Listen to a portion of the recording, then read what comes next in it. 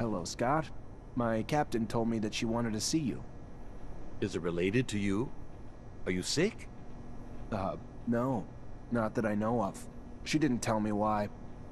Oh, well, should I take my pouch then? It's an important question. I should still take it though, but it's a little heavy. All right, I'm leaving without it.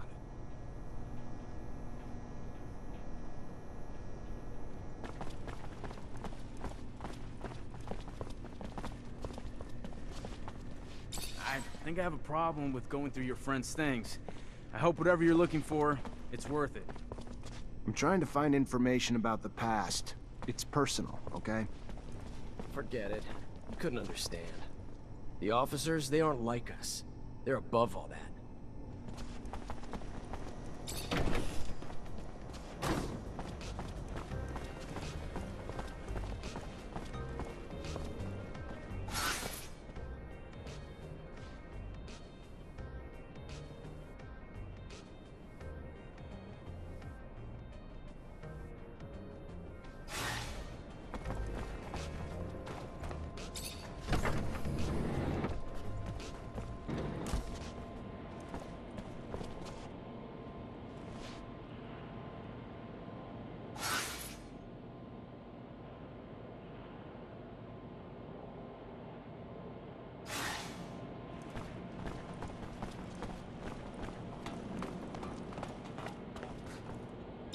Hello, Mancer.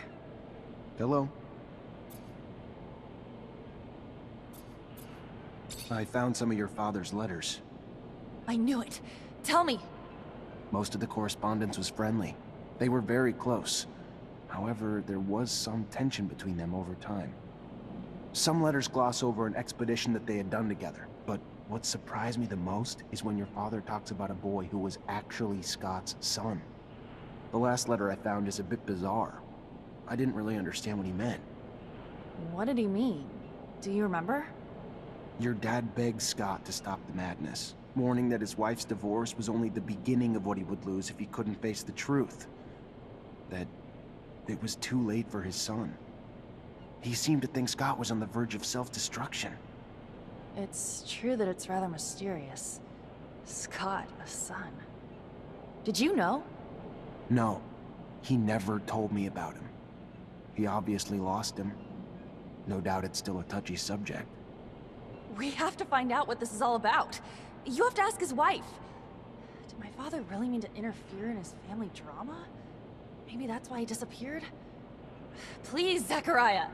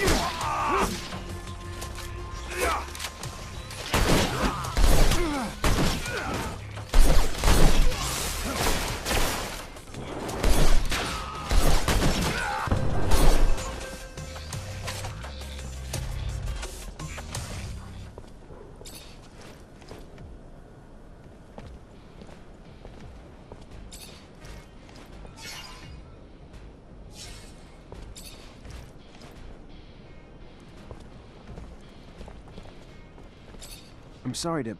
You Angela Seeker, Scott's wife? Ex-wife. What did the drunk do this time? Nothing bad. He's a friend. A friend? Right. Just looking for some information on one of his friends. Mark. And your son. Get out. Get out! What right do you have coming around digging up the past?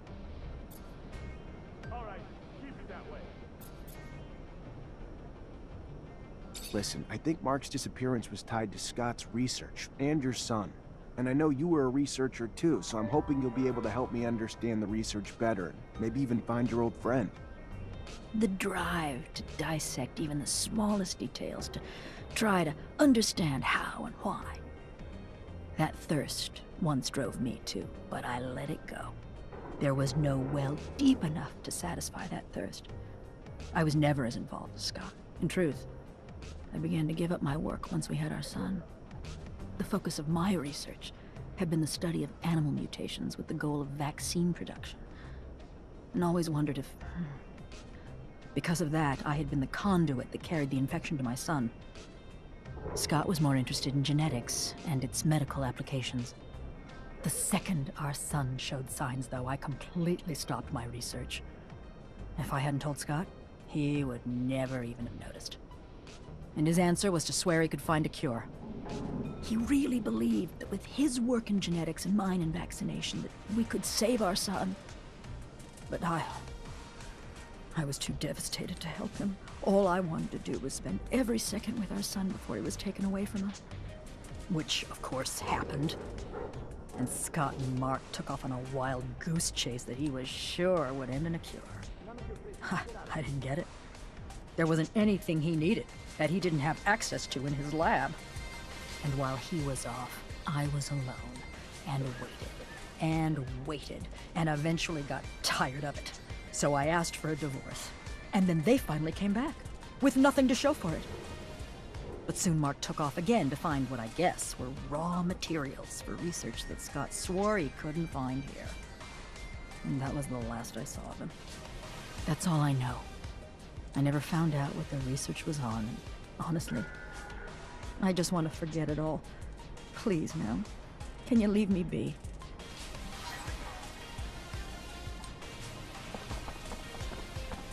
Hell, I can feel for what the old man's been.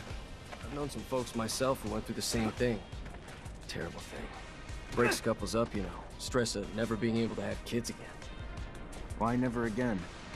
Because they sterilize families who've had a mutant to make sure they don't have no more. It's sad, but it's the only way to protect our own kind. At least now I understand why the professor's so, you know, weird.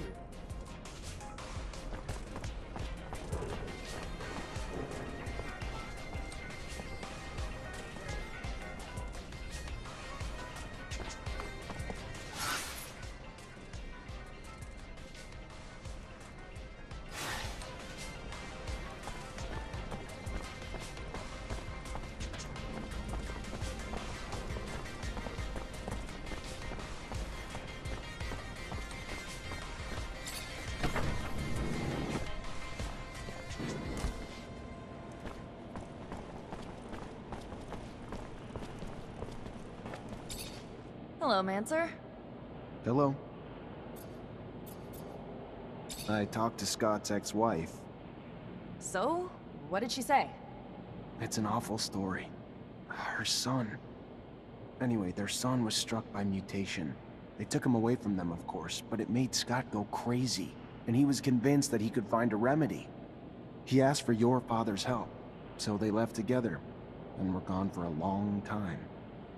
Their exploration apparently didn't lead to anything concrete for the boy, and Scott descended into madness. And then one day, Mark left. His ex thinks that it was to bring back something useful for his research, and he never came back.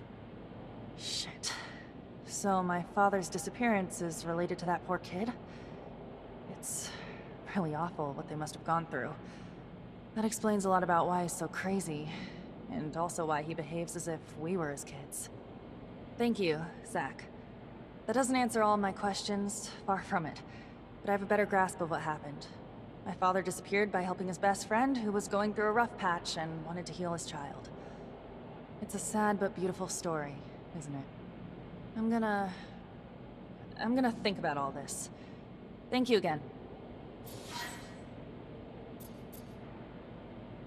You're not like other girls, are you?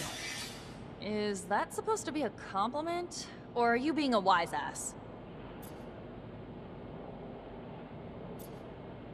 Because you've got a hell of a temper. And what? You'd rather have a nice little girl who knows her place? Does what you tell her? I'm pretty sure I didn't say that. I didn't say you did. Otherwise, you'd have your ass handed to you. I don't let myself get pushed around.